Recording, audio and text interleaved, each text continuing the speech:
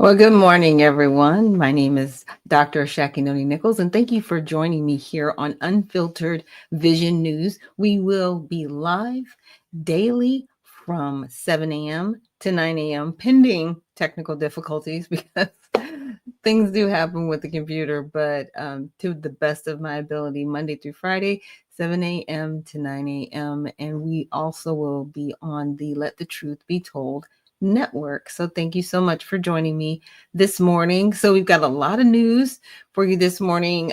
Some news that's exciting for me. I don't know if it's exciting for you, but SCOTUS, they are going to be having their hearing regarding birthright citizenship, where it takes into account the 14th Amendment. And we did start this week talking about the 14th Amendment and also the Fifth Amendment, correct?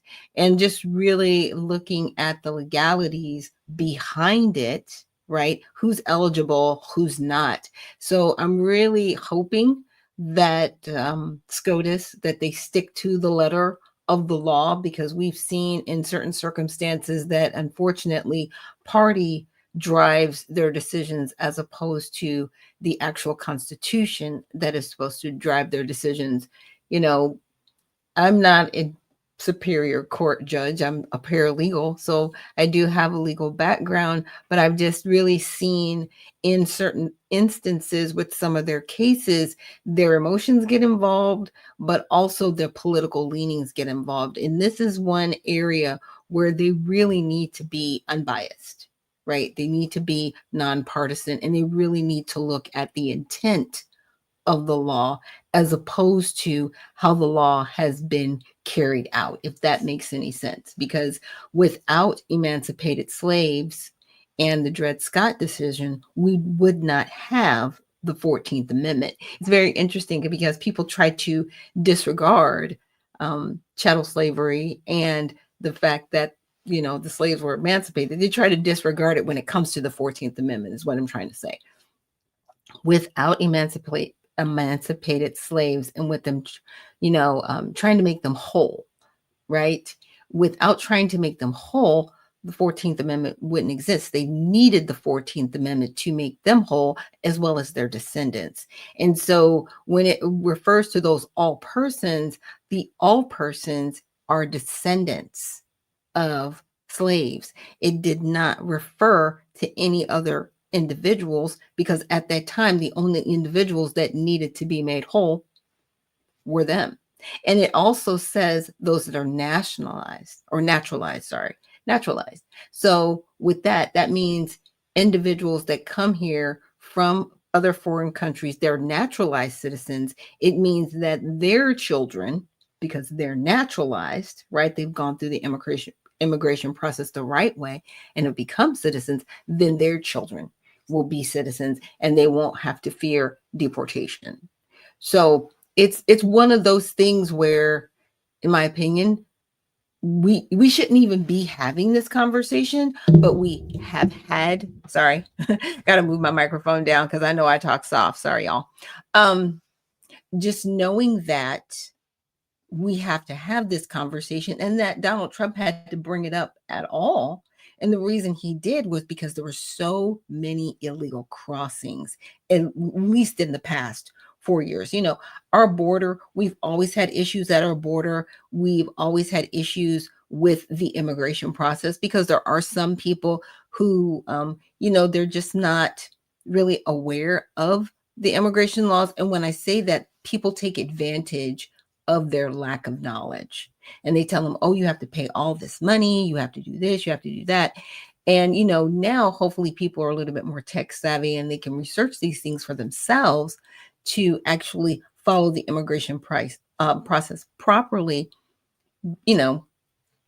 30, maybe 40 years ago, prior to us really having regular use of the internet, people could be taken advantage of and told, oh no, you have to pay me these, so many thousands of dollars, and you have to do this and you have to do that in order to gain citizenship, later to find out that, they don't have citizenship at all. And they were scammed, basically. And it's one of those things where we really need to, how should I say, clean up our immigration laws, statutes, and the process So when people do want to apply for citizenship here legally, it's a streamlined process. They're not waiting 5 to 10 years to become citizens of the United States, but they're also here legally.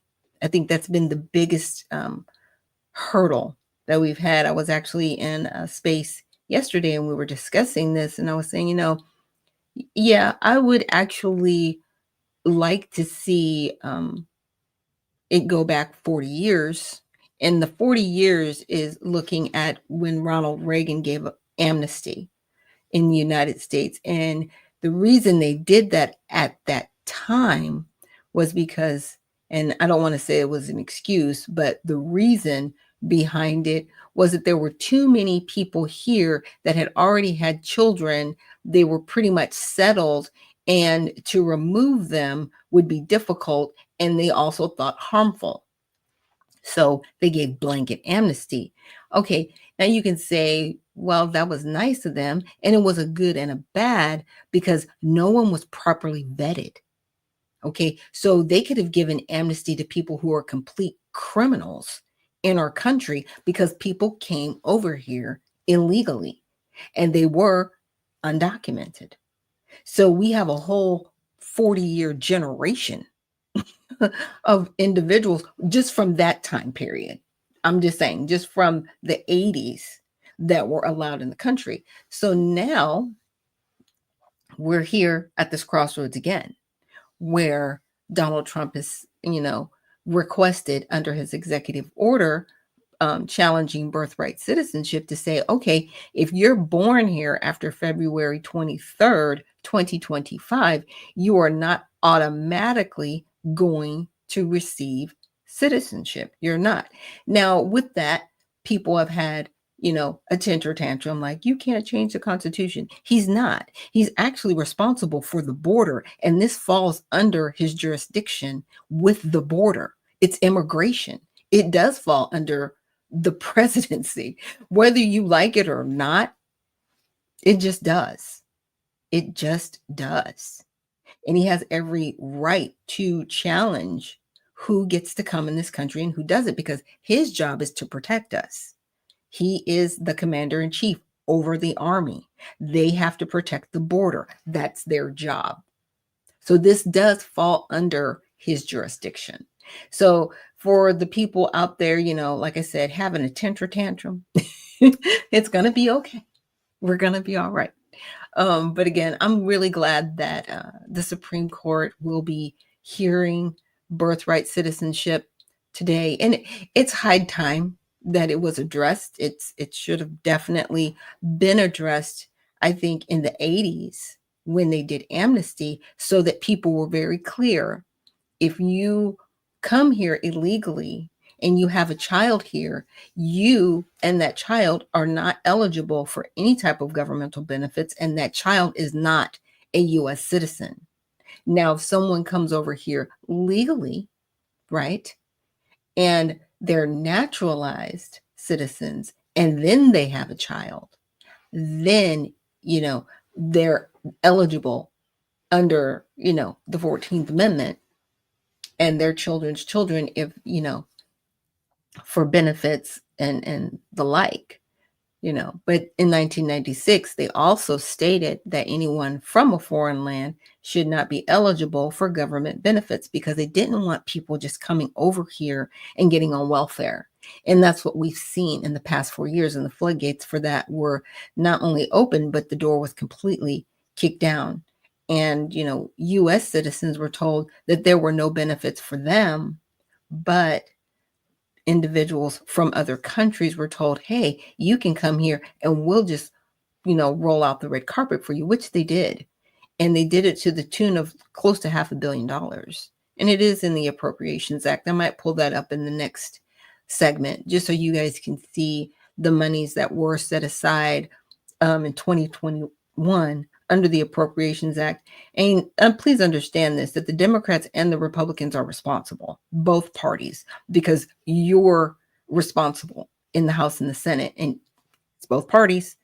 You're responsible for taking care of our tax dollars, and you didn't. And you abused the American people, and you need to be held accountable for your actions. In my opinion, they need to be held accountable at the ballot box. And a lot of these individuals don't need to be sent back to Congress because they've abused their authority. They really, truly have. And we need to make sure that we are holding them accountable. And with that, we're going to take a short break. And when we come back, we're going to look at a blog, a SCOTUS blog. It's not from the Supreme Court of the United States, but it is a blog covering the Trump effort to end birthright citizenship. And I just really wanted to go through that blog, read through that with you guys, and I will see you on the other side.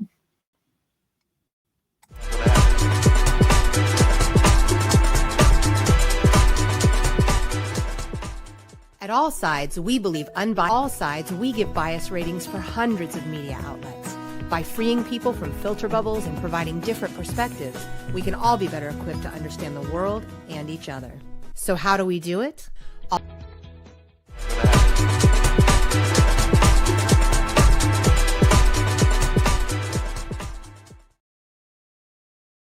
And good morning. Thank you so much for joining me back here on Unfiltered Vision News. I am your host, Dr. Ashaki Noni Nichols, and I will be here with you from 7 to 9 a.m.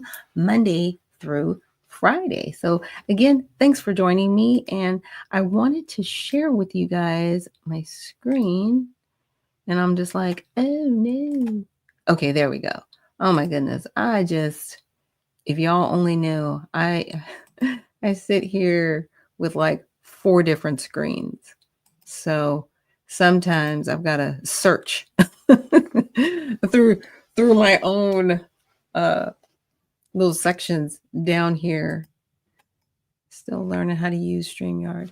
But here we go. So the justices will hear arguments on Trump's effort to end birthright citizenship. Now, this was written back in April because initially they were going to hear the argument in April, but they've pushed it down to May. So that's why we're here.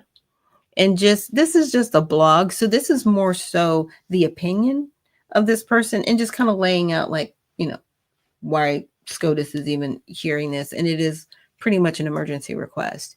So the Supreme Court will hear oral arguments on May 15th on the federal government's request to be allowed to implement President Donald Trump's executive order ending birthright citizenship, the guarantee of citizenship to almost everyone born in the United States, which dates back to the post-Civil War era. Now, they tried to conflate this because, again, when the slaves were emancipated, they needed to be made whole. That's why we even have the 14th Amendment. That's why we're here. But they want to say, okay, it's not just for slaves, it's for everybody. And it's not. It truly isn't. Because it wouldn't make sense to do that and then say that people have to be naturalized as well. Because if it was true that it was for everybody, why would you put in there that they would have to be naturalized? Why does it say or naturalized? That's because it was specifically written for one specific group of people. It's only there because of a specific group of people. Okay, so the court left in place orders by 3 federal judges that prohibit the government from enforcing the executive order anywhere in the country until it can hear oral arguments and rule on the Trump administration's request. The 14th Amendment to the Constitution provides that all persons born or naturalized in the United States and subject to the jurisdiction thereof are citizens of the United States and of the state wherein they reside. It was intended to overrule one of the Supreme Court's most infamous decisions in 1857, ruling in Dred Scott versus Sanford, holding by a vote of 7-2 that a Black person whose ancestors were brought to the United States and sold as enslaved persons was not entitled to any protection from the federal courts because he was not a citizen. So that is why the 14th Amendment even exists, because had the court said this person is a citizen, it would be like, well, how were they made citizens if they were taken from one place to another? Taken. They didn't come here willingly. They didn't come here because they wanted to be here. They were taken from one location and brought here. They had to be made whole. In 1898, the Supreme Court ruled in the case of Wong Kim Ark, who was born in San Francisco to parents of Chinese descent, that the 14th Amendment guarantees U.S. citizenship to virtually anyone born in this country. Writing for the sixth justice majority, Justice Horace Gray explained that the amendment affirms the ancient and fundamental rule of citizenship by birth within the territory in the allegiance and under the protection of the country, including all children born here of resident aliens. Now, see, this is an abuse. This is where the abuse of the 14th Amendment started, because that was not the intent of the law. The intent was to make people whole and to make sure that their descendants will perpetually be citizens. That was the intent. And so that's what I'm really hoping that SCOTUS focuses on during this hearing. So when campaigning for his second term in office, Trump promised to try to end birthright citizenship. Shortly after his inauguration in January of this year, he made good on that pledge, issuing his executive order indicating that people born in the United States will not be entitled to citizenship if their parents are in this country illegally or temporarily. So when he made that statement, illegally or temporarily, I don't know if anybody realizes it, but you will hear different states and cities that are considered sanctuary call individuals that are here illegally residents. Okay. And if you go back to where the case of Wong Kim Ark, it says, including all children born here of resident aliens. Okay. So they're trying to it's so sad how criminal people can be. But if you call somebody a resident alien, no, they're not here legally, but they're still a resident, which makes no sense because they've already committed a crime. They're already criminals. How can you justify criminal behavior and insult to injury?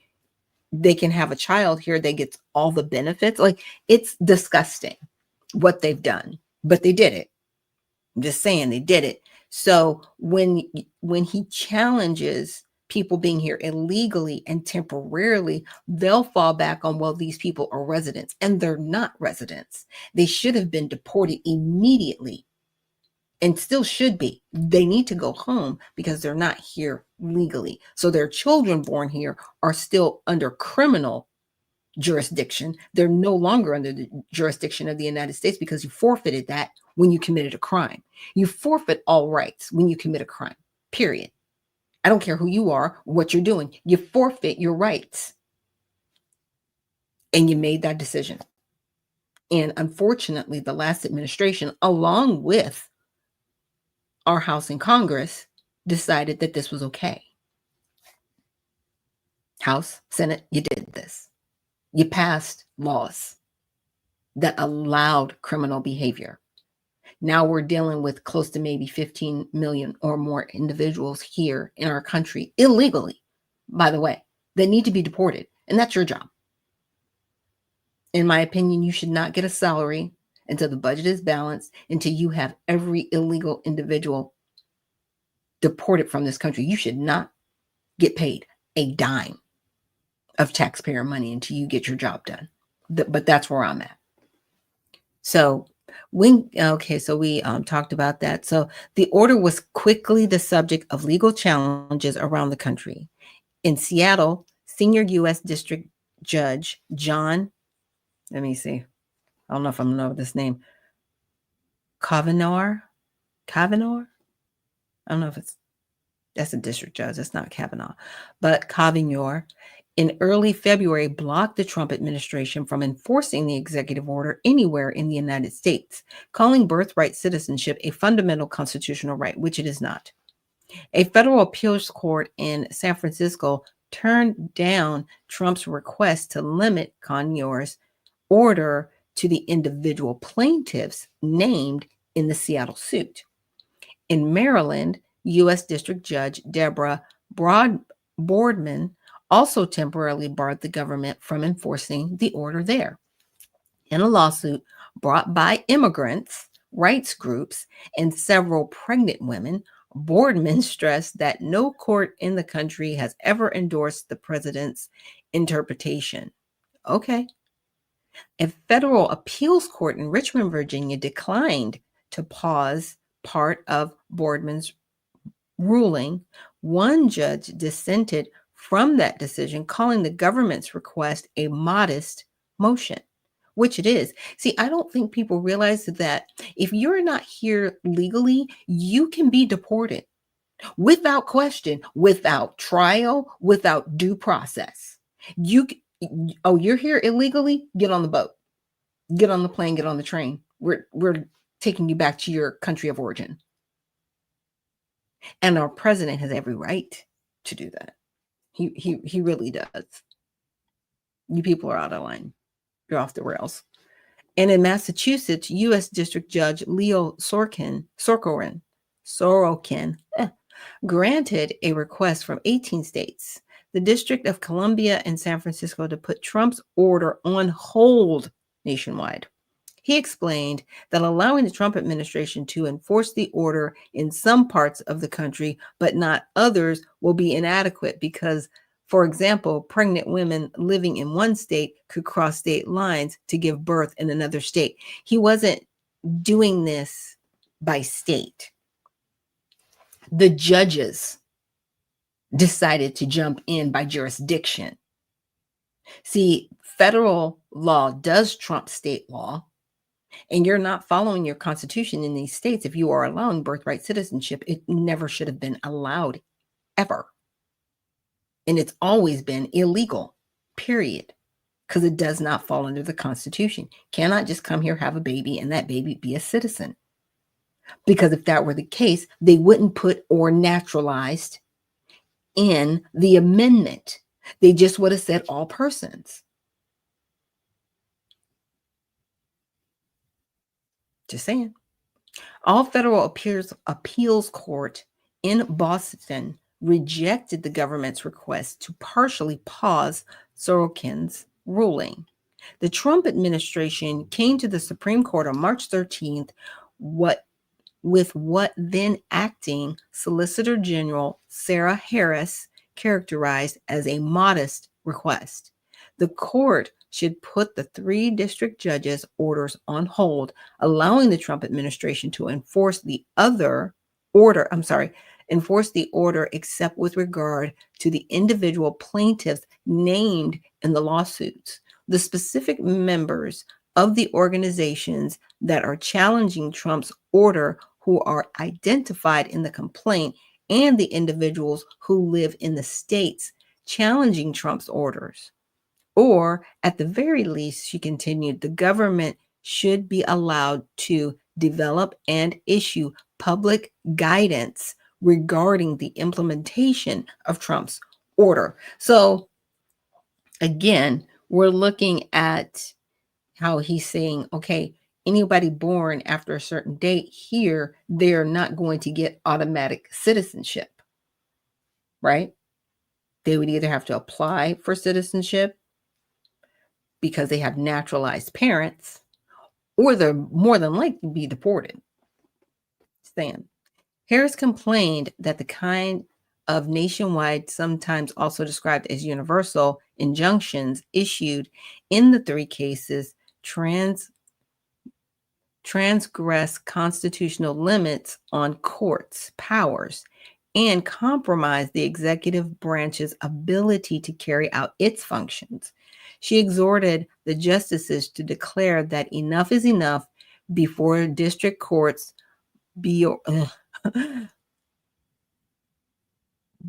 burgeoning relevance in universal injunctions becomes further entrenched.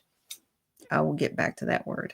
So the challenges urged the justices to leave the 3 orders in place being directed to follow the law as it has been universally understood for over 125 years is not an emergency warranting the extraordinary remedy of stay.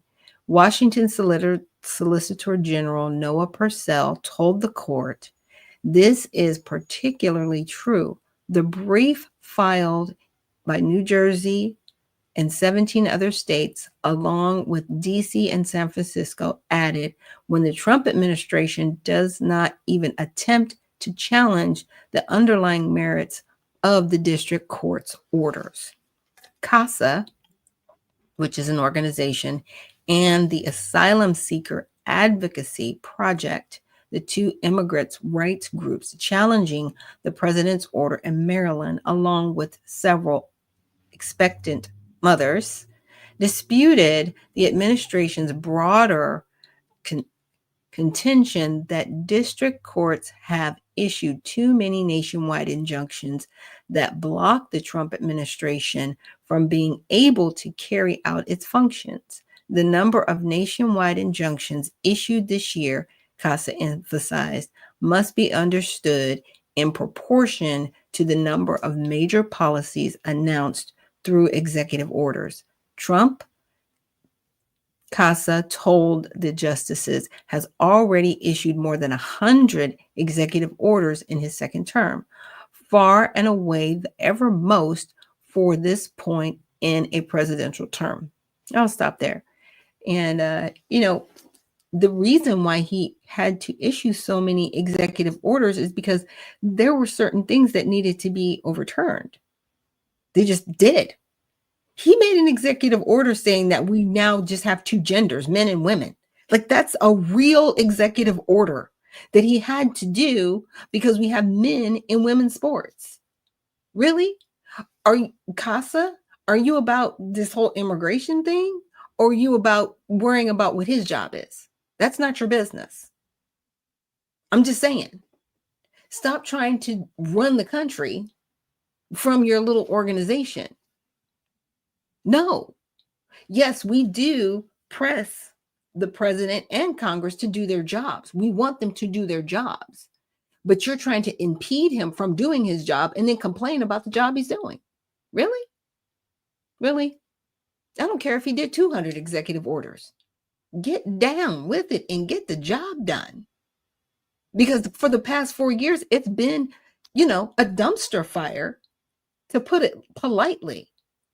Really, CASA? Okay.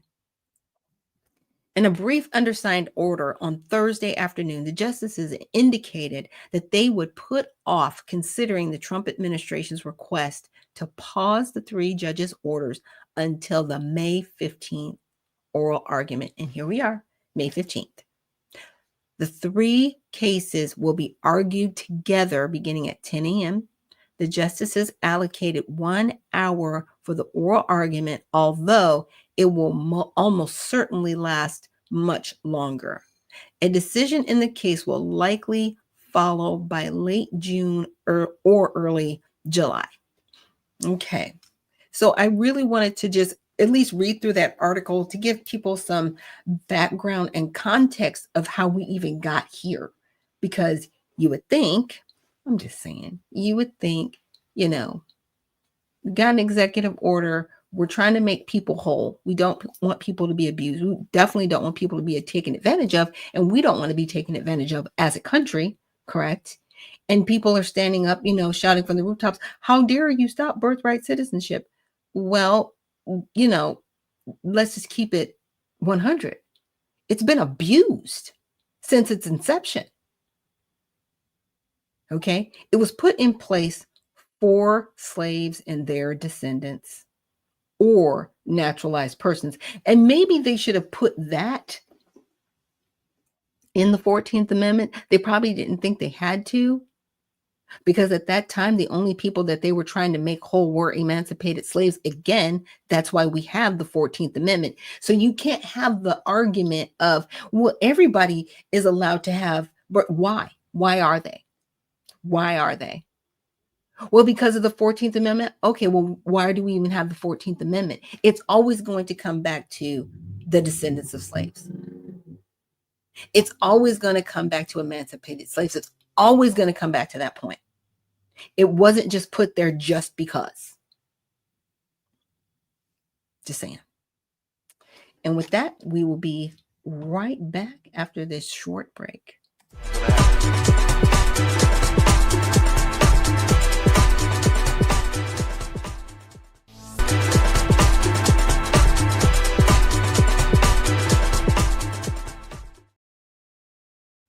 And good morning, everyone. Thank you for joining us here on Unfiltered Vision News. My name is Dr. Ashaki Noni Nichols, bringing you the news that you can use here on this May 15th, Thursday. The week has gone super fast, but I'm really excited about today, mainly because we are talking about the 14th Amendment, and we're talking about SCOTUS and how they are going to do the hearings today based on the executive order that Donald Trump put in challenging birthright citizenship and wanting to end it so people can't have what they are called anchor babies, which has been happening, unfortunately, since about the inception of the law, which people have really, let's just say, they disrespected the law. They just did.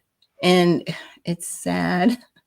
It's sad and unfortunate. And, we really need to get back to respecting our country, respecting the laws here in our country. And, I want to get to some other news today. Let me see if yay, I can switch. I'm so excited. I know usually I have to go out, come back in and do all this, Trust me, I'm my own personal best friend. I am the producer and the engineer and all of the things doing this show. One day it'll be like nice and sleek and you'll see things you won't see me moving, be like, ooh, who did that? That's great. Yeah, that's what I'm looking forward to. So let's look at some other news. And Trump meets with Syria's interim president and pledges to lift sanctions. Yeah, they were talking about sanctions in Syria. So in the first meeting between U.S. and Syrian leadership in 25 years, President Donald Trump met with Syria's interim president, Ahmed al-Sarraj, and pledged to lift all sanctions on Syria. Well, this is a pretty big deal. This is a pretty big deal because Syria, it's a very small country, but they sit in the middle, kind of like of a lot of things going on. I know I used to watch. She calls herself Syrian Girl on Alex Jones, and I was really just grateful for her input on Syria and being someone who was really boots on the ground and just giving us real information outside of the mainstream news so that we could, make informed decisions and really know what was going on the ground. But let's see the details. The restrictions Trump pledged to lift have cut Syria off from the international financial system. Lifting the sanctions will encourage foreign investment and trade with the country, as well as enable aid agencies to support Syria's population, 90% of which lives in poverty. Yeah, like I said, it's a very, very small country. Sarraj, who once had a $10 million U.S. bounty on his head for his connections with Al Qaeda, led the forces that ended the long-standing dictatorship of the Assad family. Sarraj cut ties with Hayat Tahrir al-Sham, and Syrian affiliate of Al Qaeda, designated a terrorist organization by the U.S. and other countries. In 2016, Syria has declared a state sponsor of terrorism in 19. Oh, they were. Okay, Syria was declared a state sponsor of terrorism in 1979, with the U.S. levying a variety of sanctions against them since then. So, wow. So, okay, well over 40 years. Well over 40 years. But understandably, and what's unfortunate about situations like that, it's the terrorists don't suffer, but the people do. Because you got to remember, everybody that lives in Syria, it's not a terrorist. But unfortunately, they're there, right? And they're suffering because of the illegal activity. So I'm glad that we've been able to, I don't want to say make peace with them, but we've been able to lift the sanctions to take the pressure up off of the innocents that live there in Syria. So CNN Vice Left quoted from crowd members celebrating in Syria, including one woman who said, "People are optimistic, and our dream is for Arab countries to help," which is something we haven't seen for years. Fox News on the right included Trump's comments saying he felt very strongly that this would give them a chance and that it was to honor to do so. And it was an honor, and it was his honor to do so. The BBC, which is center bias, noted that Trump's announcement was volte-face after his many previous posts on social media that the U.S. had no interest in Syria. So in the center, they're saying, well, you didn't have any interest in it, you know. And I don't really think people remember when Trump got in office. He was like, I'm not going to tell you everything. There are some things you're just going to find out the day it happens, because I don't want people to have time to really, pick apart certain things. And I understand where he's coming from with that. It's like, there are some things we're not going to know until they happen, because there are conversations happening in the background. There are meetings happening, and they do happen all the time. I'm not saying all the meetings are bad. They are the meetings that happen offline that we don't hear. And sometimes it's people having to have a deeper conversation to come to a resolve, so that when they do have those conversations with us as the public, they've really come to an agreement and a discussion. Again, some things we're not always going to see everything. And I'm okay with that. I really, really am. I just want the best for our country. So also in the news, Kennedy, he's facing critical questioning from both sides in a congressional testimony. So Health and Human Services Secretary Robert F. Kennedy testified in back-to-back congressional hearings on Wednesday that were marked by protest and charged exchanges with lawmakers. Wow. It's very interesting because, he was a Democrat, the whole family, predominantly Democrat. And he, went the independent route when he was running for president. And now, he's working with Donald Trump. But it's always been his goal to make sure that people were healthy. And so, when they came up with Maha, I was like, wow, this basically fits him. He is an attorney by trade. He was fighting against Monsanto and Bayer with the GMOs and all of these different things. And a lot of people don't know that about him, because he was really fighting the silent war in the background to make sure that citizens of this country were healthy, really fighting to get products removed from our country that are banned in foods in other countries. And he's still working on that now as HHS secretary. I think he's doing a great job. But for the details, the hearings were conducted to have Kennedy testify on how his agenda with the HHS and its budget aligns with the Trump administration's recent budget proposal.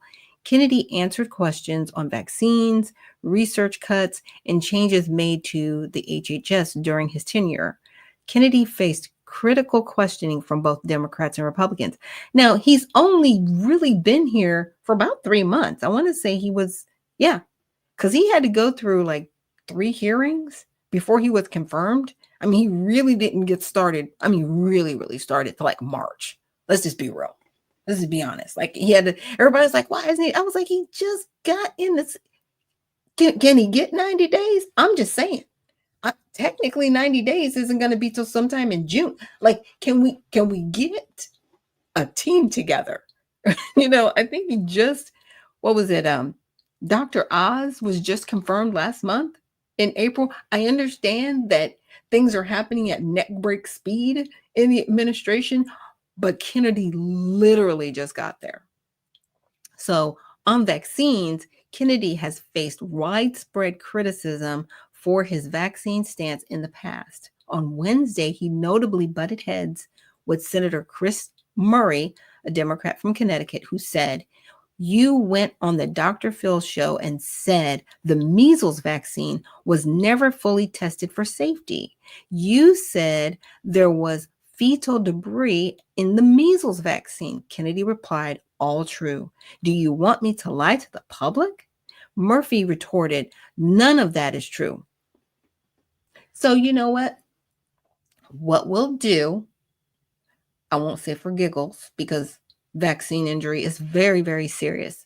What we will do on this show is we will go and we'll see what's actually in the measles, mumps, rubella vaccine, because it is on the internet where you can find this information, and we will find it. We will go through it and we'll see, right, if what Kennedy is saying is true. Because, see, when you go and your child is going to get vaccinated, you get a fact sheet. You do not get the insert. Those are two different things. The insert, it looks like that little square piece of paper. Well, when you unfold all of it, it's 10 by 13. If anybody that works in an office, you know that's very large. That's larger, actually, than the 11 by 14. No, I'm sorry. It's not larger than 11 by 14. It's larger than 8 by 10. Sorry about that. So it's a pretty big piece of paper that's in a small folded piece of paper. It's like a poster. And it literally says all of the adverse reactions. It has all of the ingredients. It lists the patents. But nobody's ever shown that information. They're only shown information that they think you should know. So when you take your children to get them vaccinated, you're not getting all of the information to make a truly informed decision. You're not. And like I said, we're going to, I'm going to find that for you guys. And we'll go through that just to really see what is going on with the vaccines and the injuries. And we'll also look at the vaccine court as well. Now, with food dyes, which I mentioned earlier, Representative Chuck Fleshman, a Republican from Tennessee, questioned Kennedy on food dyes, saying, "Current colors, though that have been used and are approved by the FDA, have been deemed safe for many years." Kennedy replied, "We think we have good science that links almost all these dyes with ADHD, with neurological injury and cancer." And he's not wrong, because that red dye is banned in other countries. If it's so safe, then why are other countries banning it? I mean, that's just a simple question on its face, right? Because if it was good, everybody would be using it. Everybody would be clamoring for it, but they're not, because it's not safe. And the media covered it this way. Many outlets from the left highlighted in headlines that Kennedy said people shouldn't take medical advice from me. The Hill, which is center bias, used language that implied Kennedy was being targeted by lawmakers, writing that Democrats hammered Kennedy on vaccines and Republicans zeroed in on some of the moves he's made. On the right, from Fox News, they highlighted a group of rowdy protesters who disrupted Kennedy's testimony. Closing in on 100 days as the nation's top health leader, Robert F. Kennedy faced back-to-back congressional hearings Wednesday, defending his messaging on vaccines amid a growing measles outbreak, the firing of thousands of federal health workers, and major cuts to the agency he oversees. The hearings, the first time the Secretary of the Department of Health and Human Services appeared in front of Congress since being sworn in, were marked by intense exchanges with lawmakers over the future of the nation's health and interrupted by protesters. Now, I find it very fascinating because, he's there and he is there to talk about health and vaccines, but we're not talking about the missing children that were abused that we know about. Yeah, there's that. So we're going to take a short break. And when we come back, I wanted to take a look at some more news. And at the top of the hour, somewhere between 8 and 8:30, we are going to have a guest for Mighty Men Thursday, and I'm really looking forward to having this guest on our show. And with that, we're going to take a quick break, and we'll be right back.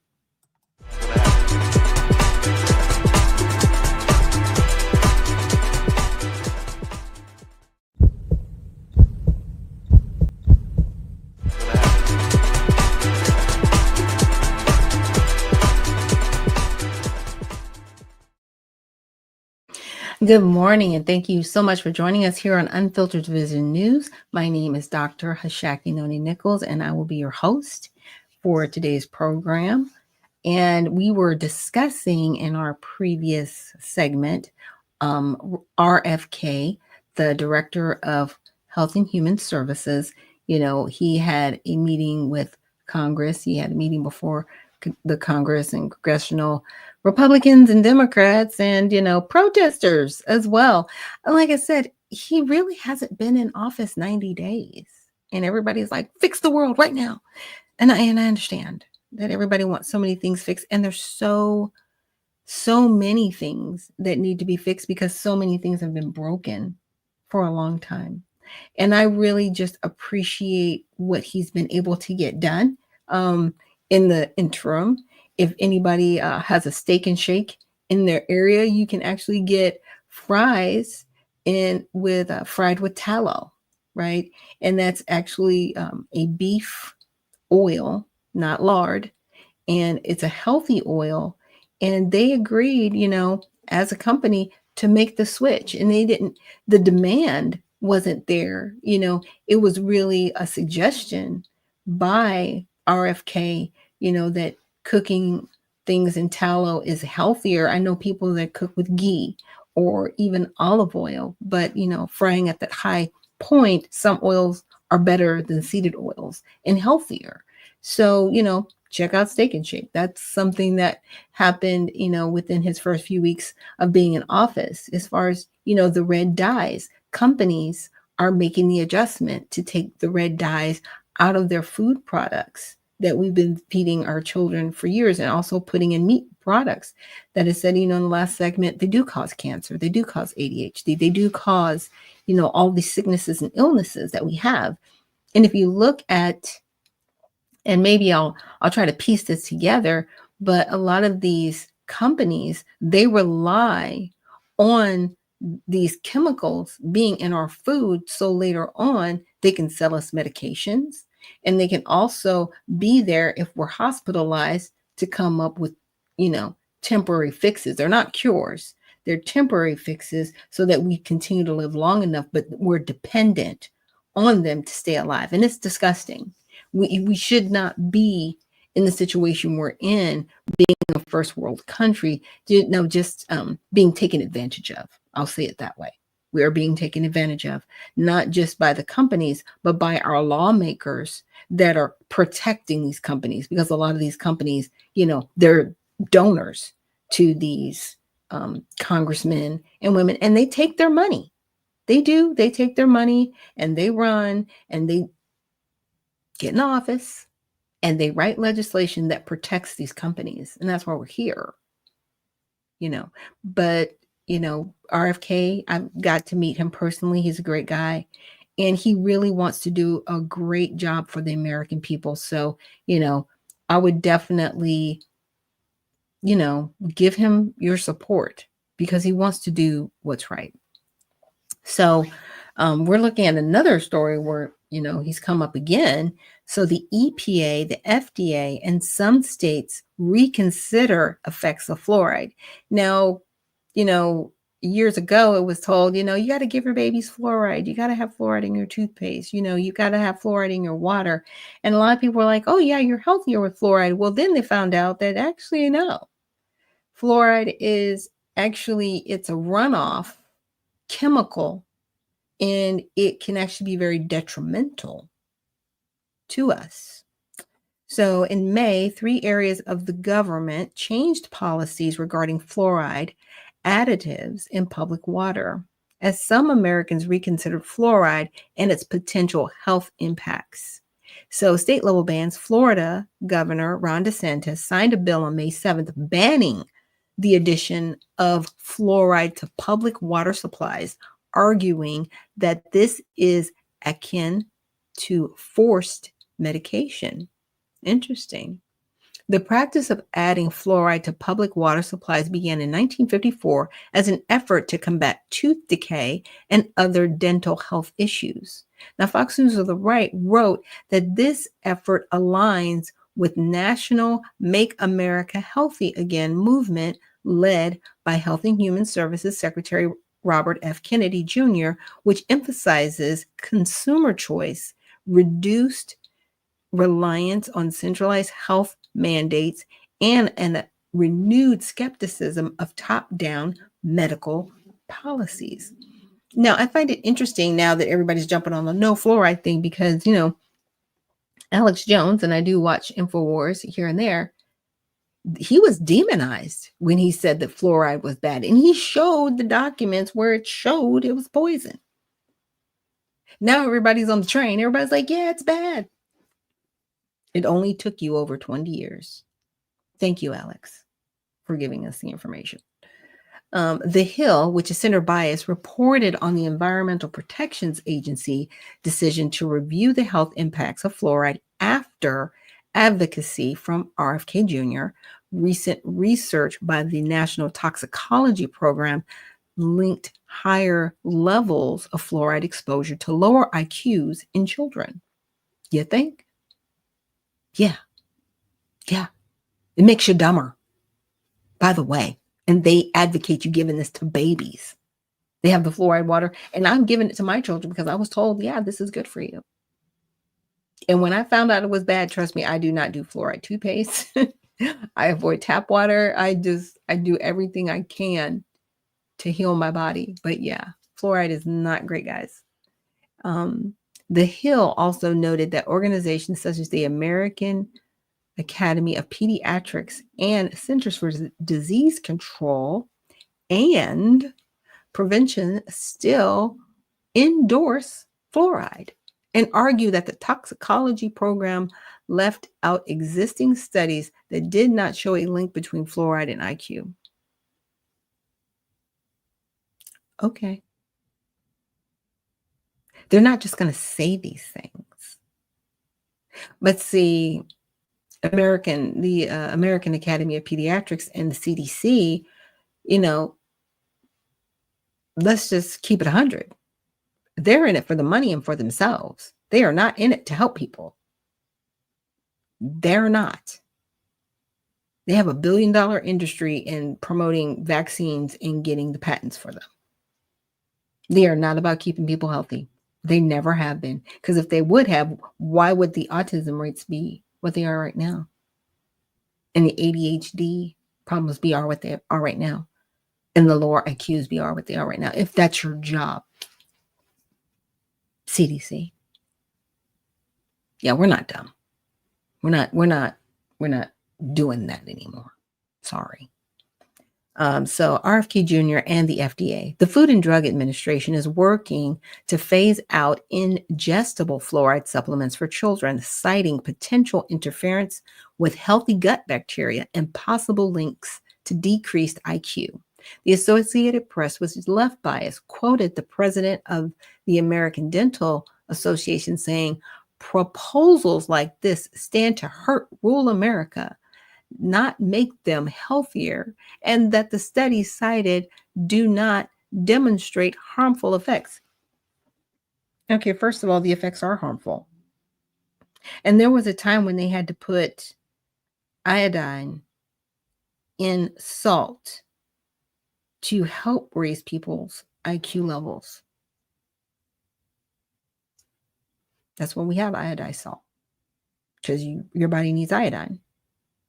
Now, it's better to take an iodine supplement as opposed to iodized salt because of obviously high blood pressure. But yeah, there was a time when they had to do that. Now, again, the fluoride is a runoff. So I got to make another note. I keep saying we'll go over this, we'll go over that. I need to take notes to keep up with what I keep sharing with you guys. So it's like, because I like studying stuff like this, but I also like showing you the information, saying, hey, this is where the information actually is, so that you have the ability to see, what they're talking about, what they're not talking about. And see, when I read things like this, they're really relying on you, the places like the CDC or the American Dental Association, they're relying on you to look at their studies, not to do your own independent research. And there's the difference. Because, RFK Jr., he's not going to put his whole reputation and life on the line saying things that aren't true when he's actually gone through the court cases. He's seen the documents. He's actually seen the statistical information. So he can talk to this. He can speak to it. The FDA has been nothing but a drug pusher and facilitating drug pushers of, medical equipment, along with devices and prescriptions. Being a paralegal, I've actually reviewed documentation from the FDA in certain cases where I had to review depositions and also letters from the FDA that still allowed companies that had faulty devices in rotation. And all they needed to do was tell the FDA, well, we'll make certain changes and we'll pull as much of this product off out of the public as we can. We'll do our best, but will you give us an extension and still allow us to use these products out here? Even though they're faulty, we'll do our best to put better products out there and draw back the other ones. I've seen those letters and they were given approval. Yeah. It's what the FDA does. And everybody, you mention the FDA, they just think, oh yeah, they're there to, make sure that our food is good and our drugs, we're not getting anything bad within, rotation with our products. They are nothing but a paid middleman for drug pushers. Let's just keep that 100. That's what they do. Not trying to belittle anybody's job, but I'm just trying to make it real. That's what they do, because they're not doing anything to make anyone in this country any healthier. And if you talk about using holistic medicine, people want to look at you like you have three heads, like how dare you not want to take, this chemical prescription?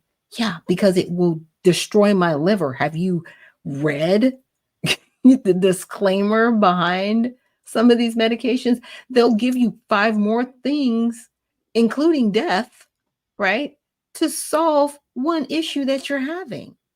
Is it really worth it? Is the juice worth the squeeze? That's all I'm saying. That's all I'm saying. And with that, we're going to take a short break and we will be right back.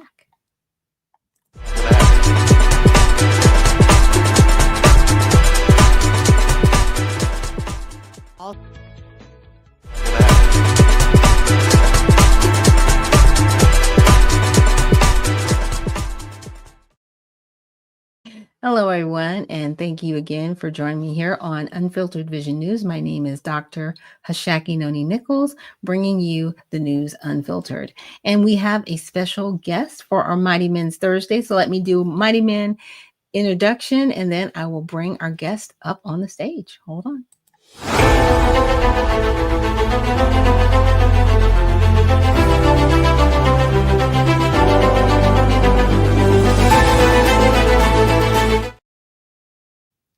And thank you again for joining us. Our segment here, Mighty Men Thursday, and I have someone who has agreed to come on the show. His name is Marcus C. Williams. I'll bring him up here on the stage. Hey, Marcus, how are you? Can you hear me okay? Hello. Yes, I can hear you well. Can you hear me? Yeah, you are always like busy and getting things done for the community. I see you outside. So I'm just going to turn it over to you and let you introduce yourself and also tell the people here what it is you've been working on. Okay. Hello, everybody. My name is Marcus C. Williams. So I live in Rochester, New York, which is in what you would consider Western New York. We like to call it upstate, but North Country doesn't agree with us. So I love it here. It's pretty unique in the fact that we are completely run by one party in the area I am. So I'm working actively to promote biblical and scriptural values while at the same time encouraging people to get involved in local politics so that we can chart our future together by increasing the amount of opportunity for us to thrive as a community. A lot of what's happened is our elected officials have not been focusing on the issues in our community. So what I do is I go out and about twice a month, I'll do constitutional lessons. I also do other civic lessons regarding how to get involved locally and engage your local elected officials, because that's very important. The more people know about what each level of government does, the more they can get done. Blessings, brother. Okay. Good to see you. Yeah, Yep. that's awesome. Thank you. And this is kind of how I met Marcus. I saw him on X and I was like, oh, this is great. Someone else involved in politics. And as you guys know, I'm the founder of the Redemption Party.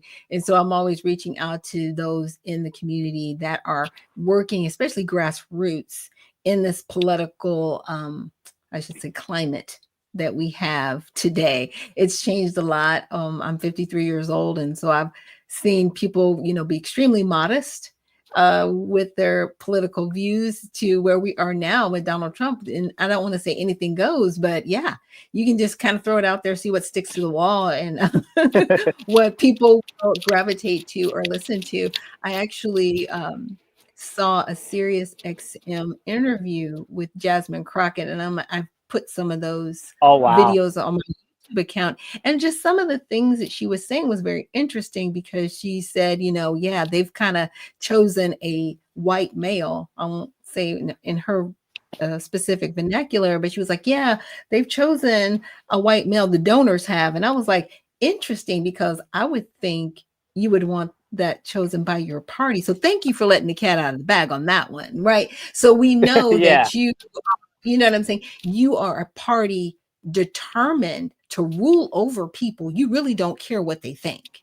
And it's really shocking to me with the party. She also, brought up some other key issues that I thought were interesting, as far as voting, messaging, and yeah, it was an eye opener, I, I to saw say that. the It least. was very interesting, that interview. It kind of was unfortunate because what you saw is that there are people inside the party like herself who don't Mhm. who don't identify what the actual issues are that are going on. So Yeah. this is the biggest problem that the Democrats have. If the donors are saying, "Hey, we want a white man," I'm not saying that that's the best pick for their party, but Right. they've run women multiple times in the past, and clearly that hasn't worked out for them, and they are not taking the chance to reassess that, which is a Right. big issue for them, because they want It to is. force down the people's throats what they want to see versus what the people actually want. That's kind of also how they do leadership in their party, Yes. which is sad and tragic. Yeah. Yeah. But I mean, in my opinion, that's what led to their defeat in this last go around, right? A lot of people were like, yeah, Kamala, she didn't have that much time and this and that. And they're like, what do you mean she didn't have this? She was the vice president. That's right. That's right. She's She was she also a senator. You know what I'm saying? She was Yeah. there. She was second in the seat. If anything happened to Joe Biden, she was going to be our president. Yep. You know, to say she didn't have enough time to run was actually ridiculous. It was, she should have showed us who she was, and she did. And the American public didn't want that anymore. They didn't want it. And she also They. said another that was Mm-hmm. interesting. She actually said that the intelligent people voted the right way, which was, obviously for Kamala. But she was like, those who listen to the legacy media as opposed to the fake news, they actually made a better choice. And I was like, wow, that one shocked me. That one shocked me. because Mhm. now what Mhm. Democrats are doing are trying to do podcasts. They're trying to catch up to Yeah, alternative yeah, media. yeah. Well, but I don't think the issue was that they lost because of alternative media. They Mhm. lost because, like you just said about Jasmine Crockett, they don't listen to their donors. They don't listen to the people that they represent. Their what you would consider their traditional base. They're not Mhm. listening to anybody, and they're pushing this agenda, which is even too radical for the majority of the people that are registered in their party. So they lost on their own volition. They did that all themselves, and they still don't want to get right. So they're trying to. This is why everybody was concerned about them manipulating the vote by pumping in people from other countries and stuff like that, because it's clear that now they're even barely to win on their own party voting for their people. We have a Yeah. similar issue here where I live, where last year, like I said, I live in a completely Democrat-run city. We're outnumbered 6-1 here, and last year, none of them came out to vote. It was a president. It was a presidential election. Wow. We had a countywide 30% turnout, and we had a citywide. The turnout was only like 25% or 24%. So it was terribly low. And again, Yeah. we're outnumbered 6-1. So that just shows you that like Mhm. none of the Democrats came out. No. So No. it's powerful in if you assess it like that. It's very Mhm. powerful. It's a rebuke of all of the stuff that they've been pushing, but also shows that this is what happens when a party completely loses focus on the Mhm. everyday issues and the common people. Yeah, yeah, and a lot of people, there are people doing, the walk away from the Democratic Party. I actually saw someone, it was a Republican. She said she was walking away from the Republican Party, and I'm like, you were never a Republican. If you're walking Right. away from the Republican Party, you were never a Republican. And what I mean by that is I'm not talking about a Republican that follows Trump. I'm just talking about a traditional conservative Republican, right? Because everybody knows in Right. both parties, um, these individuals that run, they come and go. They're here every 2 to 4 years or Right. 6 years if they're in the Senate. So they're not forever, even though they seem like forever. And that needs to change, obviously. They do need to put in Yep. place term limits. But, just looking at that, I'm like, look. Well, it's crazy because I tell people like this all the time. What we're experiencing right now is a shift inside the Republican Party. It's Yes. actually a return to the values of our traditional party. So, Hmm. right now, we have people that are willing to actually challenge a lot of these elites or the establishment inside the party. And that's Right. where you have grassroots movements like MAGA, like America First, like the Yes. Tea Party, and other individual groups. We've even got a bunch of constitutional Republicans standing up now. And honestly, it's Mhm. a beautiful change. Yeah, yeah, it is. And I'm really looking forward to the Democrats getting there, but it's almost like they're so bent on doing the opposite that they look crazy. They That's it. look crazy. I'm like, what is wrong with you? There are just certain things that Republicans and Democrats should agree on, period, because it's what's best for Right. the American people. And they've lost that part. They truly have. And it's not just the Democrats. I mean, I, can get down with Republicans too. At a certain Mm-hmm. juncture, you just need to do what's right for the people. That's who put you there, and not do what's right by your donors. Yeah. And that's what I Yeah. really see from a lot of these individuals in the House and in the Senate. It's like, I know who runs you. It's not your Yeah. district. Yeah. It's not your district. That's we have that serious problem in my city here. Like I said, we have one party rule, but the scariest part is that Albany and New York City runs Rochester. None of Wow. our assembly people or our city council are willing to speak up against the horrible policies from Mm, downstate that are impacting us because they have so much power that they're worried about losing their position or losing their donors or them mhm. them doing something that makes them look bad. And Wow. the whole time the whole community is becoming disserviced by these elected officials because it's one party rule, and none of them, unfortunately, have any spine, no wherewithal. Yeah. Yeah. And, I think when this all shakes out coming up here in 2026, we're really going to see a referendum on a lot of seats in the House. And I know that the incumbents right now, they think they're untouchable, right? Yeah, They're like, yeah, well, we're just going to win. It's like, I don't think so. I don't think so. I really don't think you guys are listening to the grassroots. You're not really listening yeah, to the rumblings of the people because, I have relatives that are Democrats. They don't agree with this transgender stuff.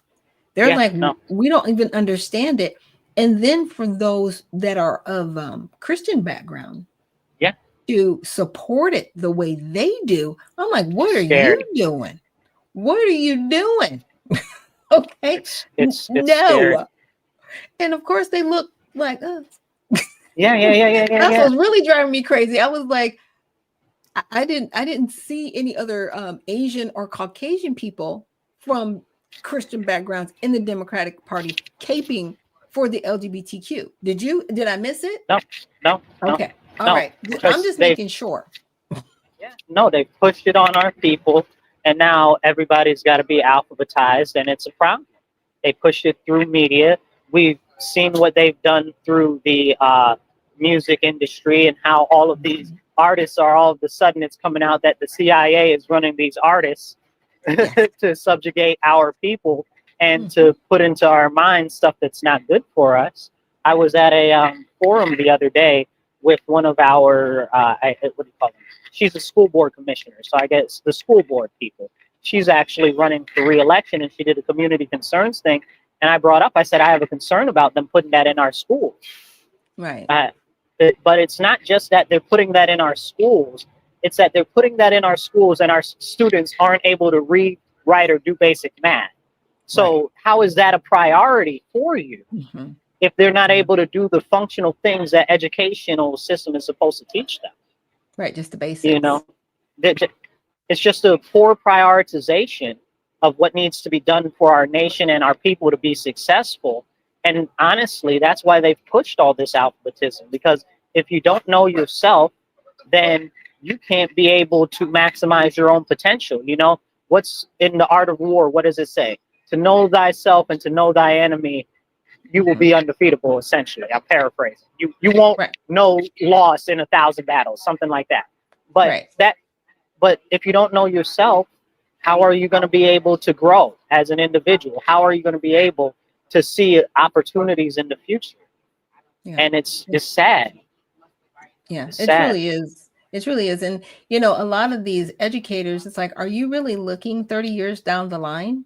Because you're going to be somewhere with a bedpan, trust. Yeah.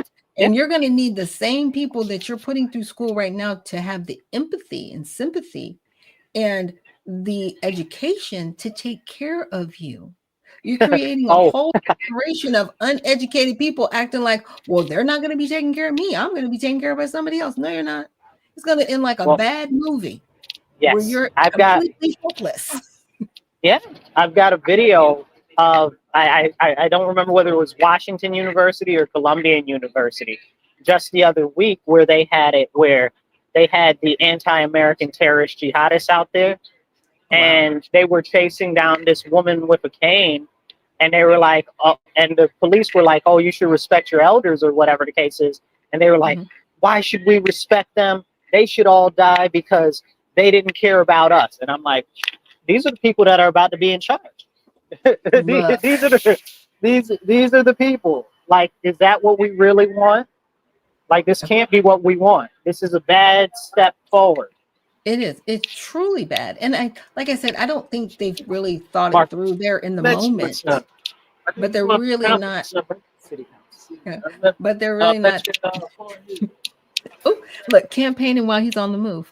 But people really haven't thought it through the detriment, just that example that you used. It's like, yeah, you're not thinking down the line, just the effects of what's going to happen. But I did want to get your opinion on the SCOTUS hearing that's going to be happening today on the 14th Amendment, where Donald Trump, he actually challenged birthright citizenship and stating that any children born here after February 23rd, 2025 would not be considered automatic citizens of the United States, especially if their, parents were here undocumented, which is criminal activity.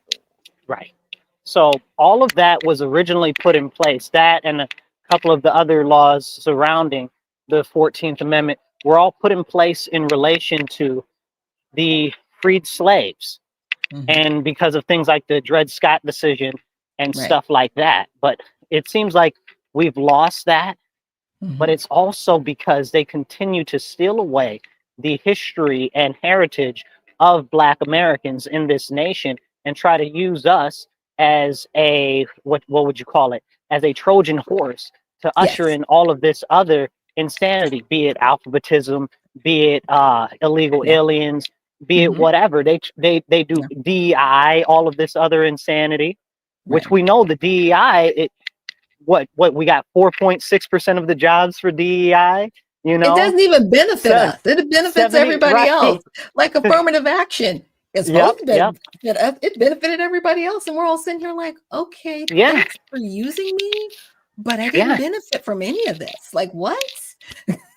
Well, but this is what they do. So I'm glad. I hope that we've got a couple of good judges. I'm sure Clarence Thomas will read it for what it is. I'm not sure about the chief judge. He's kind of wishy-washy sometimes. We'll see. And the lady, what's her name? Oh my goodness. I know Amy Comey Barrett.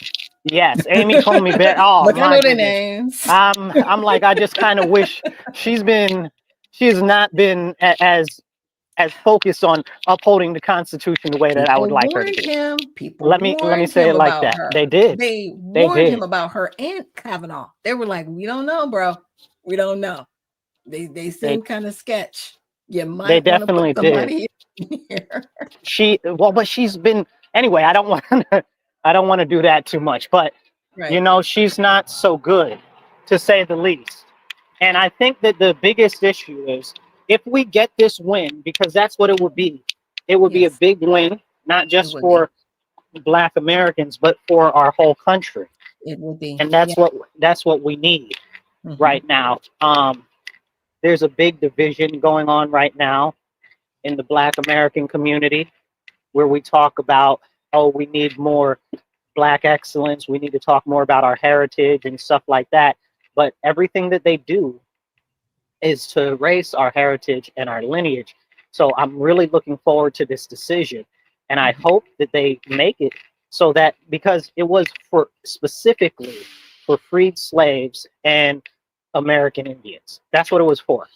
Yeah. That's what it was for. Yeah, I reviewed it in my show earlier this week. And then today, I brought it back up again, because even when you read it, it says all persons or naturalized. Now, if it was specifically for just anyone and everyone, it would have said any and all legally. Exactly. It does not say that. Yes. And the all persons it referred to were slaves, because to your point with the Dred Scott decision, had that not been the decision made, and it would have assumed that any persons here in the country were citizens. You know what I'm saying? Like, they're just those consequences of the linguistics. So I'm like, no, you can't just have a baby here illegally and expect that child to be a citizen. So, they would definitely bring up Vice President Harris, right? Yeah. Because, she was born here illegally. Her parents had overstayed their visa. And that's why her mother moved to Canada. It's like, why would you move to Canada if your kid's a U.S. citizen? Because you knew she wasn't. Yep. You know what I'm saying? Well, and it's just that. Listen, you're very generous. I am not so generous. I believe that everybody that is here illegally or fake asylum seekers, especially those on overstayed visas, those are the people that need to be get out first. Overstayed visas, because they know that they're wrong. They know that they're wrong. So I'm not a fan. And I'm really hoping that this goes through, because we've got too many people that are using children as anchors, the way that many people use children to leech off of the government as well. Yeah. Like we had that one. Go ahead. Oh, I was going to say and bring up amnesty in 1980s. Hmm. We should go back that far because they even said then that they were going to clean up the immigration laws and make it easier for people to have a pathway to citizenship. That never happened, and people have still just used the 14th Amendment, to your point, as an Yep. anchor. Yeah, and I look at it like you look at what happened with the Dreamers, right? Mm-hmm. How Mm-hmm. many years have the Democrats been promising the Dreamers that we're going to make you a pathway to citizenship? We're going to do this for you. We're going to do that for you. You know, they had 8 years of Obama. They Mm-hmm. had They had 4 years of what you call it, Biden, and nothing was done. Nothing was done, and we're going Mm-hmm. to act like they're going to deliver on something. So they're not even at their own word. We saw like that guy, the one guy, where was he from? I believe it was Venezuela. That was like, Mm-hmm. oh, you should have Yeah. babies here, so they'll give you free money, and then they end up Mm-hmm. deporting him. You Yes. know, Yeah. so it's people like that that are taking advantage of our The system system. here and Mm-hmm. our kindness and generosity, the way it's been set up, and they don't get that anywhere else. So they're No. taking every option that they can to manipulate us, and Yeah. we've got to move forward from Yeah, definitely. And another, to your point, it was very, I should say, that. kind of trying to collect my thoughts here because I was like, my mind was racing as you were talking, Hmm. just how criminal people have been in their decisions to come here to the United States and how Yeah. they twisted the 14th Amendment to really, you know, support their criminal activity as Oh yeah. opposed to really upholding the law. It's really sad. It like I said, it's totally sad what's been happening. But I also wanted to know, are you running for office right now? Yes, this year I'm running for city council. So Okay. please, you guys, you can check out my website, Marcus, the number 4, Rochester.com, and you could donate there even if you're not local. So please do donate. And follow my YouTube, Facebook. You'll find me, Marcus C. Williams. I'm on Twitter. You'll find me at Marcus, the number 4, ROC. And I'm working hard to make a difference and really return a focus on the community versus on people's donors and their own pockets, because we need to get back to basics, which is actual representation by our elected officials. Right, right. And now I also wanted to ask, in your council run, is it a nonpartisan race or are you guys allowed to, state which party you represent? So it's partisan, Okay. and I'll be on the conservative line, but I'm also working right now to collect signatures to get on an independent line. Okay. So Good deal. that's what I'm working on. I'm gonna call it the community first line.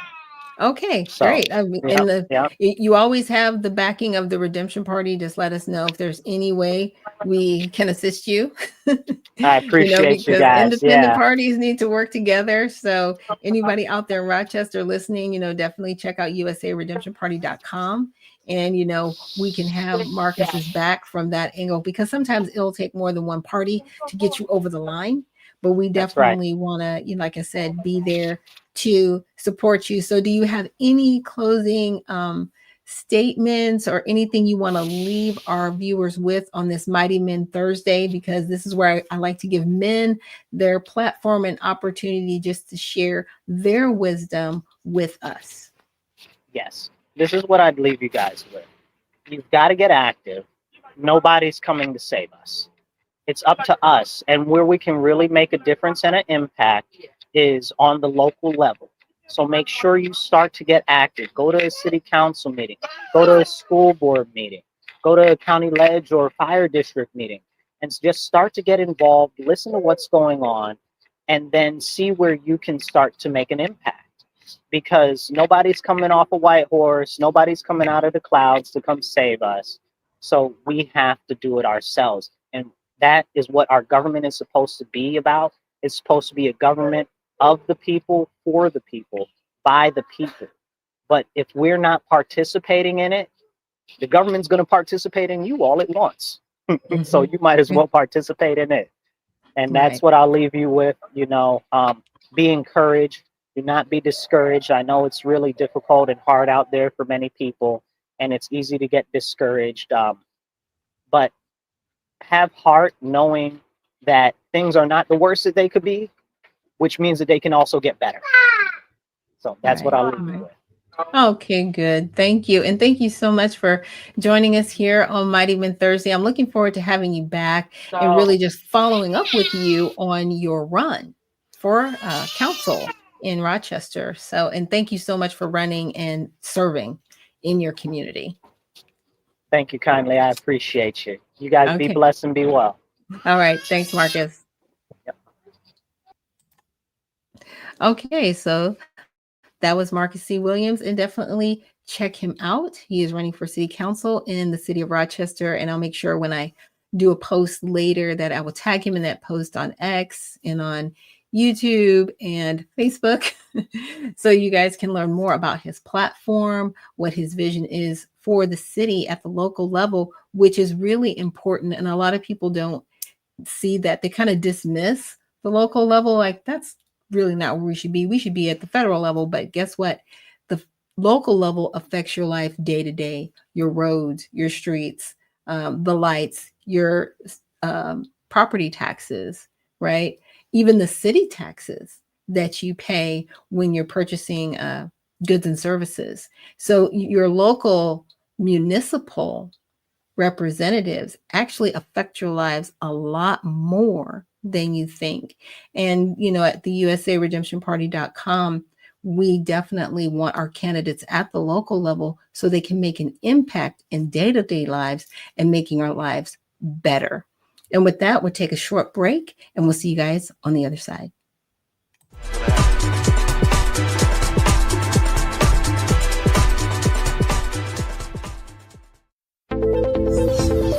The browsers of today are broken. They've been overtaken by a barrage of sneaky and annoying ads, trackers that follow your habits, and cookies that build profiles, and all sorts of other internet clutter that's taking precedence over the content that you want to see. In fact, these useless bites can take up to a whopping 50% of page load times, with a third of it anxiously trying to learn more about you. To make matters worse, some ad blockers are even letting ads through when large advertisers pay them. But do you really want a leaky ad blocker? It's because of these very reasons that we developed Brave, a new browser that kicks internet crud to the curb and makes it faster, safer, and better to surf the web than your current browser. With Brave, everything you need is built right in. We integrated technology that automatically blocks trackers, annoying ads, and shields everything that can cramp your style and destruct your privacy. With it, you can expect increased speeds nearly 2 times faster on laptops and up to 4 times faster on mobile. And unlike any other browser, Brave allows you to support your favorite publishers with automatic micropayments. So it's a win-win for you and your favorite sites. To top it all off, Brave is open source because we truly believe it's our web and we need to fix it together. So ask yourself this question: do you want a web browser made for the internet of today? If so, try Brave. It's faster, safer, and ad-free.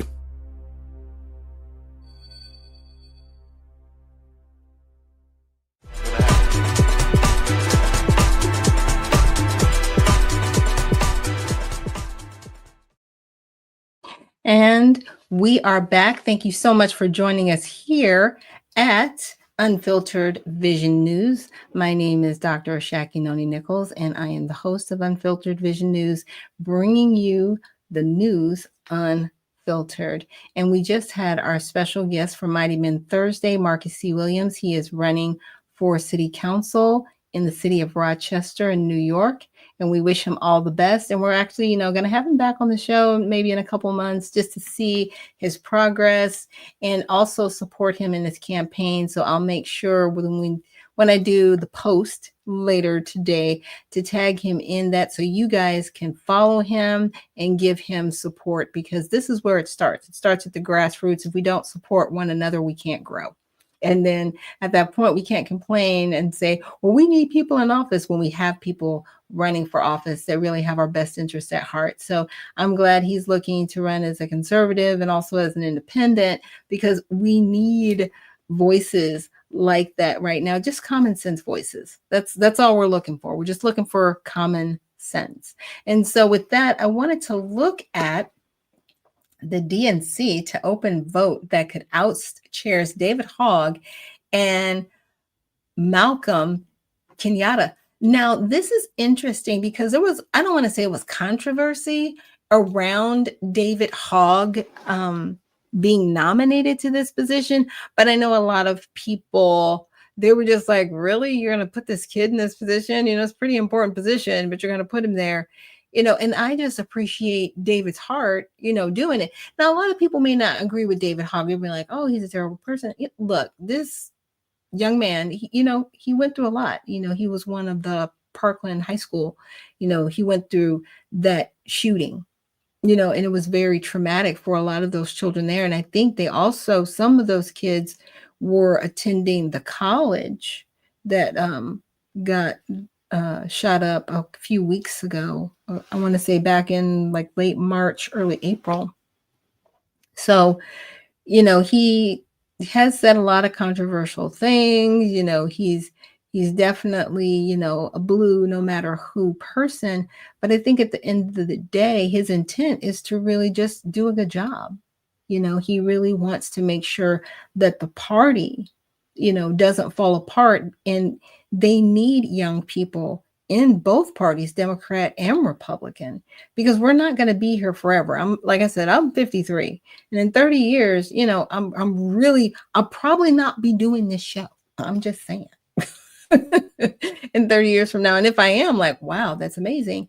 But, we really have to look to our youth being a good example for them, but also encouraging them to step into roles of leadership. And if they're not doing the best job, then mentor them. If they're not doing the best job, you say, give them correction, in a way that will help and assist them, not make them, run away from the job. So this is a center article from Straight Arrow News. It says the Democratic National Committee is considering holding a new election for two of its vice chairs, David Hogg and Pennsylvania State Rep Malcolm Kenyatta. On Monday, the DNC's Credentials Committee voted to invalidate the results of the February election in which Hogg and Kenyatta were elected to two of the three DNC vice chair positions. Statements by Hogg caused stir. The move comes after Hogg called for more competition within the party by challenging established Democratic politicians. Hogg's organization, Leaders We Serve, started a $20 million campaign to unseat, trouble in paradise. What we doing? This is interesting. Like, look, I'm in it now. I'm like, what? He's running against me? What we doing? Apparently, no happy campers. So his group, $20 million campaign targeting incumbents. Okay. All right, Mr. Hogg. And it was a campaign to unseat current Democratic lawmakers and promote a new generation of candidates to serve. I already said. I said it. I was like, don't get comfortable. Do not get comfortable. A lot of Democrats and Republicans, you guys are going to lose your seats in 2026 if you do not do your job right now. If you do not do your job right now, clear your desk. I'm just saying, make it light. Make it so where when you have to move out, like all of your things, it's not like a big U-Haul truck that has to show up to move your things. Take out a couple of boxes. I'm just saying. So Hogg also appeared on HBO's Real Time with Bill Maher. Bill Maher has the Friday show, days before Monday's credentials meeting vote, in which Hogg criticized his own party. Ultimately, what we have to do here is figure out how to bring people back in and work towards the bigger goal of advancing the future of this country, Hogg said. And he's not wrong. You might disagree with a lot of things about the Democrats, but he is not wrong. He is actually right. He really wants to forward what's right in this country. Now, you may not agree with how he's doing it, right? You may not, I should say, you may not agree with some of the policy he agrees with, right?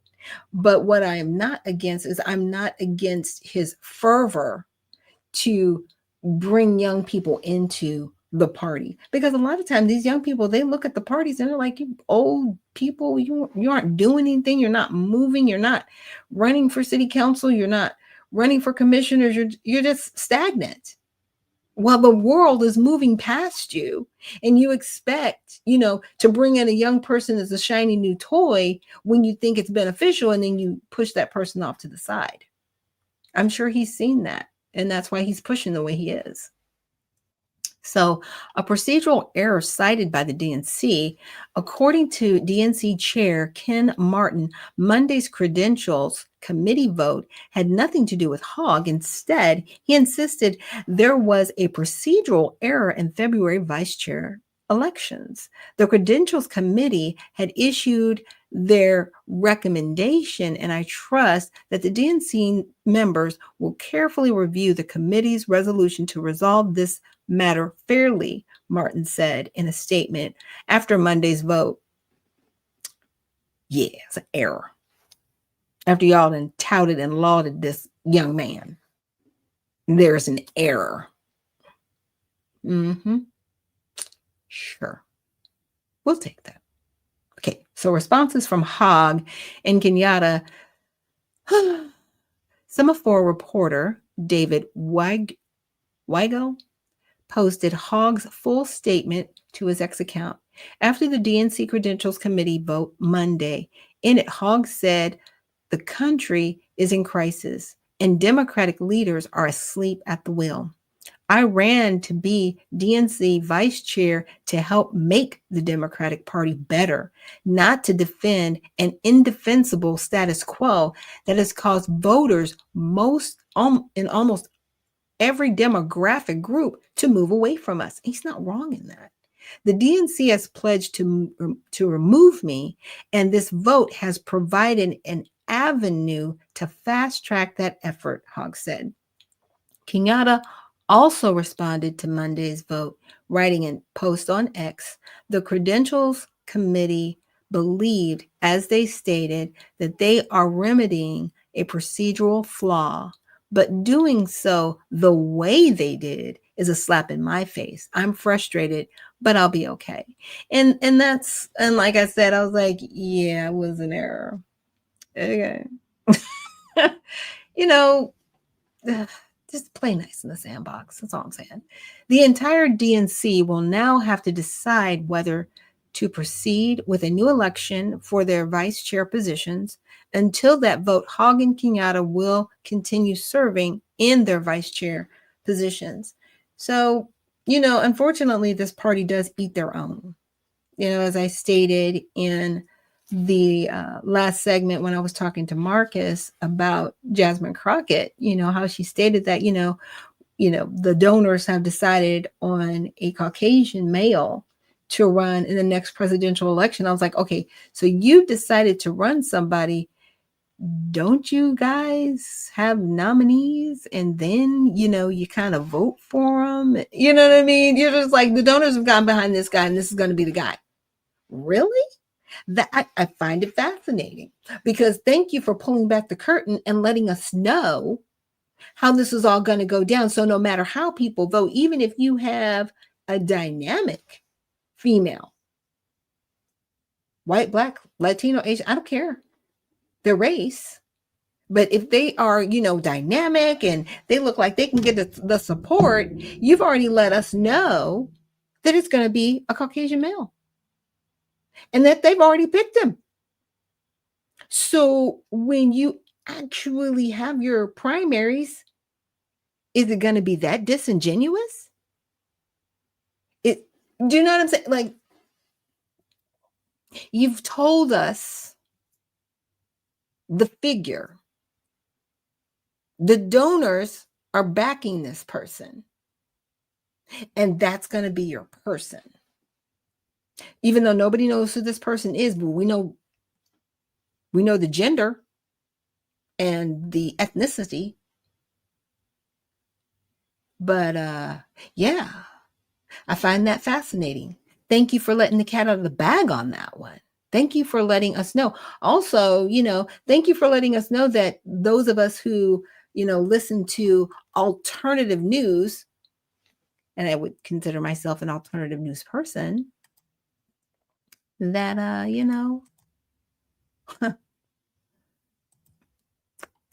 we're fake news. You said that.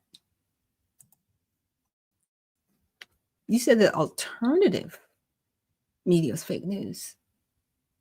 I find that disturbing, and saying that the legacy media, that's factual. We should always be following legacy media, even though you could pull up maybe 10 legacy media organizations, and that includes the affiliates, and they sound like they're all reading from the same script. And it's because they are, because they're told what to say. They're not telling people what's really out there. Like an outlet like mine, I'm trying to bring the news to people so they can do further research, so they can really look at what is out there to hurt them, harm them, or benefit them. Right. And I really appreciate all sides and what they do. And, tomorrow we're going to talk about, how you can invest in all sides. This is a crowdsourced situation. So they're not owned by a large donor. They're actually crowdsourced by the people, which is amazing, in my opinion, because you don't really see a lot of outlets like this one.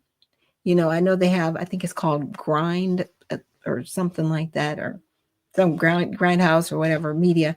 And they do this something similar to All Sides. But what I like about All Sides is, I can be an investor in All Sides and really be a part of the ecosystem of this media, as opposed to being on the outside and news just being regurgitated to me. And with that, we're going to take a short break. And when we come back, we're going to look at the bees, the big, beautiful bill that Donald Trump has been talking about. I've read through most of it, and I just wanted to point out some sections and areas to you guys. And so I will see you on the other side.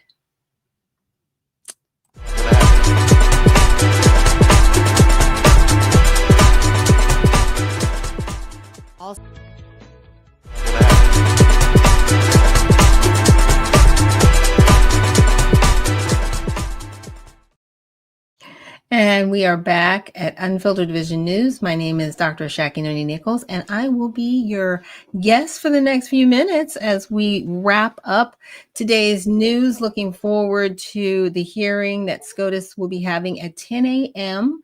So definitely, go to X and find an open, let me see, what do we call them, spaces on X, and listen in and get in on the conversation about what's going to happen with the 14th Amendment and the executive order that Donald Trump put forth challenging birthright citizenship. And so I really wanted to look really shortly at the Ways and Means Committee. And, Trump has talked about the one big, beautiful bill. And this, I want to say what I pulled up is, I want to say it's 47 pages roughly. It's not too hard. It's not too hard of a read. I think a lot of what I wanted to see in this bill was what was going to change, what might change the budget, and just really kind of dispel some of the scare tactics from lawmakers out there. So he wants to make American families and workers thrive again. So looking at a modification of rates. I think one thing that stood out to me was there's a pilot program that they want to try. Let me see if I can find it in here. See, tax relief for American families and workers, no tax on tips. So that's there, no tax on overtime. Enhanced deductions for seniors, no tax on car loan interest. Enhancement for employer provided child care, extension and enhancement of paid family and medical leave credit, enhancement on adoption credit, recognizing Indian tribal governments for purpose of determining whether a child has special needs for purposes of the adoption credit. Let's see, tax credit for contributions of individuals to scholarship granting organizations. Let me see if I can find it, because I found it fascinating. And it, like, again, this, what I've found, oh yeah, there it is. It's called a MAGA account contribution pilot program. I found this fascinating.